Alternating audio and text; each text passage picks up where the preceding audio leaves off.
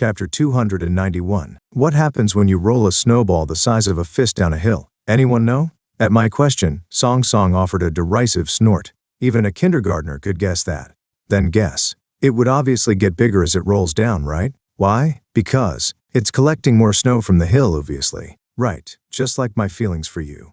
Ugh, gross. She's got a taste for melodrama. Undeterred, I pressed on, Song Song's exaggerated sounds of disgust providing background music to my words. What Song Song just said is correct, but the premise is different here. This isn't a snow-covered hill but one where the snow has melted. Even if you roll it with all your might to the bottom, the snowball won't grow much. The snowball you're talking about represents mana, right? Team leader Choi is quick on the uptake. Yes, it's the same with the mana cultivation technique. If the core is just a speck of dust, no matter how much you roll it, it remains a speck of dust. The lower the grade, the more limited it is. Is that what you're saying? Exactly. There's a saying that an FF rank is forever an FF rank. It implies that escaping from a predetermined rank is a Herculean task.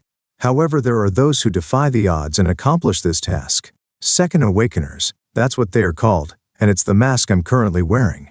After my second awakening as a C rank hunter, the effects have increased exponentially. It was only then that some snow began to accumulate on a hill that had none.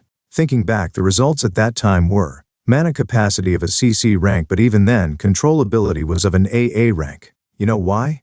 Jin family's cultivation technique. A groan escaped Mr. Choi. It wasn't a mistake by the association then. As I became famous and my past deeds came to light, that part was concluded as a measurement error. Because of that, the Bushin Association, which had conducted the RE assessment at the time, got a lot of flack. They must have felt quite aggrieved. Team leader and Butler Kim, what you refer to as the mana cultivation technique has two effects. The first is the increase in mana quantity, and the second is, Butler Kim seamlessly reclaimed the thread of our discourse, learning mana control. Correct. Mana, also known as internal energy or chi, varies immensely depending on how one utilizes it.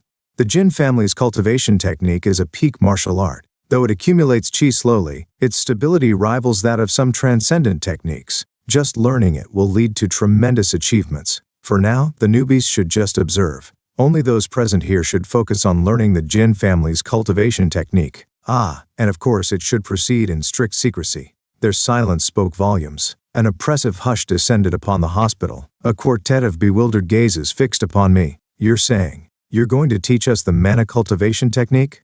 Not the mana cultivation technique. The Jin family's cultivation technique. Yes, the Jin family's cultivation technique. Mr. Choi's eyes blinked rapidly. You're going to teach that to us? Of course. Do you think I brought it here just to brag? I looked around as I continued. As you all know, with our current level, we won't last long. Li Zhongryong won't bother us for now due to recent events, but it's only a matter of time.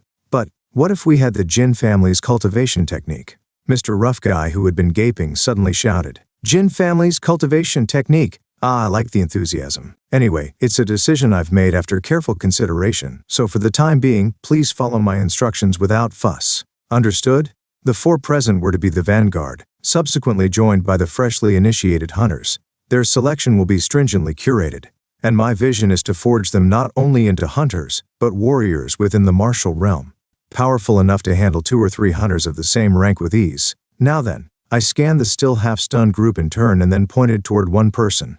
Let's start with team leader Choi. In that instant, a holographic interface emerged above his bewildered face. Ding! A quest has been generated. Somehow I feel a sudden reluctance seeing that title. Unlike the martial world, it had been a peaceful modern life, but reality is a cesspool. Feeling a sense of crisis about such reality, you have decided to impart martial arts to your trustworthy friends. Whether this choice will be a poison or a benefit, that depends on your decision and ability. I wish you martial fortune. Rank, peak.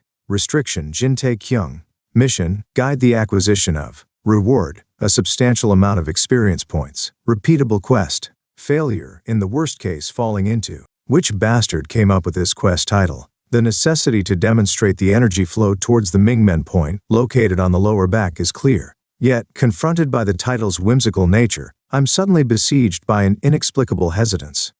Team leader Choi. Yes, you're back. Excuse me? No, never mind. Please assume the posture I'm about to teach you. Butler Kim and the others, make sure no outsiders can enter the infirmary. Especially, no one should lay hands on our bodies. Understood? Of course. Butler Kim acquiesced with a decisive nod and commenced his enchantment. With every pass of his staff and murmur of incantation, a veil of secrecy unfurled. sequestering the infirmary from the prying eyes of the world. Meanwhile, Mr. Choi, having shed his upper garments, adopted a somewhat clumsy lotus position, his back now presented to me in a state of readiness. "What are you planning to do with me now? You sure have a strange way of phrasing things." The mere thought of chi deviation sent a stream of silent curses through my mind. My palm came to rest gently on Team Leader Choi's Mingmen point.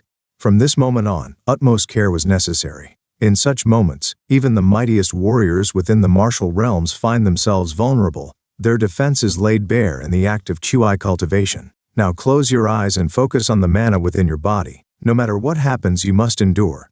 Do you feel any discomfort at the moment? Tell me now if you do.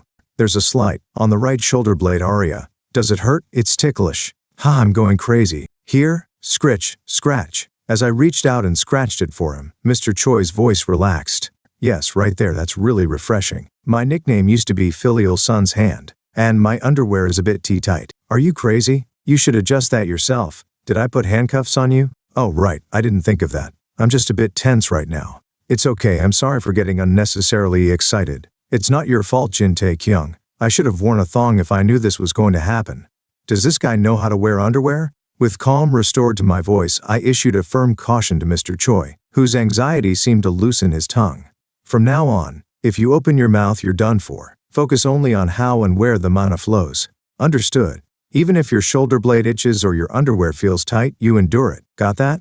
May I ask what exactly we're about to do? I'll be using pure chi guidance to move your mana. Then, following the intricacies of the Jin family's cultivation technique, we'll perform the minor heavenly circuit, and conclude with the energy circulation and breath regulation. Note, the guidance technique here could have been directly translated to true chi guidance. However, the chi being referred here is an unaltered, original and potent form of qi. So I decided to use the word pure instead of true. Also, minor heavenly circuit refers to a concept related to the flow of qi through the body's meridians in a specific pattern. A loop that runs from the front of the body down to the perineum and up the spine to the head, then back down the front of the body. Did you roughly understand? Be honest. Honestly? Yes. After a brief silence, Mr. Choi responded, I was lost after pure chi guidance. Then just close your eyes and keep quiet. If you start fussing about something stuck in your underwear shaking your hips, I swear I'll take you down before I die. I will bear that in mind. His answer was full of determination. The tension that had held Mr. Choi rigid began to yield, giving way to a gentle ease. He stood on the threshold of a domain foreign to him, the enigmatic world of martial arts. It didn't matter how much social experience Mr. Choi had accumulated, how many languages he was fluent in, or what kind of knowledge he possessed.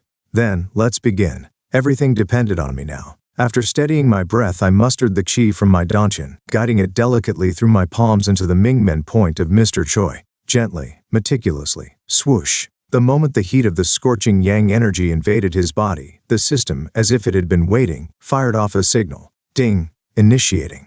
Recollection surfaced of the time when I purged the accumulated impurities from my mother and Heian. Those endeavors, however, were trivial when cast against the task at hand. Pure chi guidance entails the precision of directing internal energy along its rightful course within another's body. The chi within Mr. Choi was not only abundant but of a quality far surpassing the average individual. And cleaner than expected. No, correction, not just cleaner than expected, but if it's this clean, it's at an excellent starting place. He had strong muscles and tendons, and his meridians, like an early morning expressway, were clear of any significant waste. What's going on? He said he hadn't learned the mana cultivation technique. Mr. Choi held a B-rank hunter's license. The energy I usually felt from him matched exactly that rank. If there was something that set him apart from an ordinary B-rank hunter, it would be his clever combat sense utilizing his sharp intellect and the power of premium equipment. Truth be told, for being the only lineage of Cheontae men, there were areas that left something to be desired. A leader of exceptional caliber, endowed with keen intelligence and decisiveness. Yet, his talents were overshadowed, diminished. Any luster would dim when juxtaposed with the heroic legacy of Cheontae Min, savior of humanity. But my perspective was now undergoing a subtle shift. With this level, with a bit of help, he could quickly ascend to a higher realm, an AA rank hunter. No, not just an A rank hunter. I planned to turn Mr. Choi into a peak realm martial artist. The basic hardware he possessed was too good to waste as it was. If only the others were even half as good as Mr. Choi, this would be easy. Buoyed by this reassuring notion, I persisted in directing the scorching yang energy. In due course, a robust tide of potent qi began to navigate the channels of his inner circuits. Qua. I could feel the body under my palm twitching with the shock.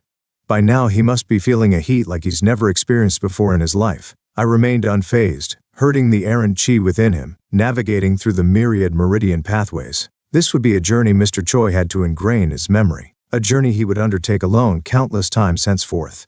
Once the body remembers, the rest is easy.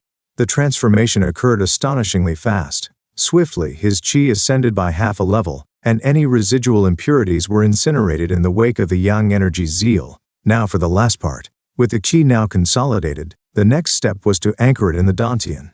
Completing this cycle of energy would herald his inaugural step into the martial fraternity. But then, what's that? Upon reaching his dantian, my advance halted, arrested by an unforeseen discovery. A colossal wellspring of energy dominated half of the dantian's expanse. Simultaneously, the system broadcasted an unexpected alert. Ding! A sudden quest has been generated. Would you like to accept? YN.